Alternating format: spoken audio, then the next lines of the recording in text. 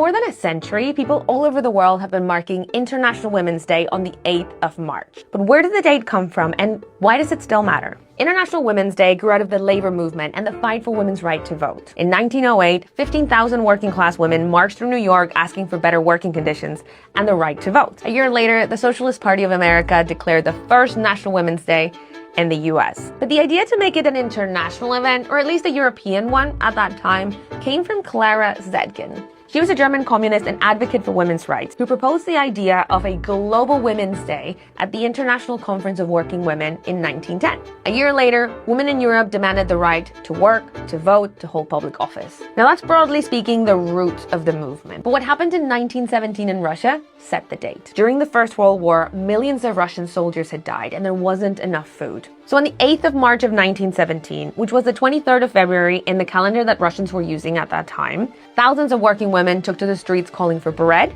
and peace. The protest grew into what we now call the February Revolution. The Tsar was forced to abdicate and the provisional government granted women the right to vote. From then on, that date became the day to commemorate the struggles of women all over the world, and it was officially recognized by the United Nations in 1977. But what's the state of women's rights now, and why is International Women's Day still important? The good news is that we've never had more data about the lives of women and girls before because of something called the Beijing Protocol that many countries signed in 1995. The bad news is that data shows a mixed picture. For example, there's more countries that have laws so women can't be discriminated at work, but women are still paid 20% less than men and they're more likely to be poor. There's more women in politics, but most of the people in parliaments all over the world are still men. There's countries where women can go to jail for what they wear or where they can't go to school. And 1 in 3 women will experience physical or sexual violence in their lifetime. And normally that violence comes from people close to them, like family members or partners. Climate change and war make those challenges even bigger. And that's why organizations like the UN think marking International Women's Day is important. I mean, I think about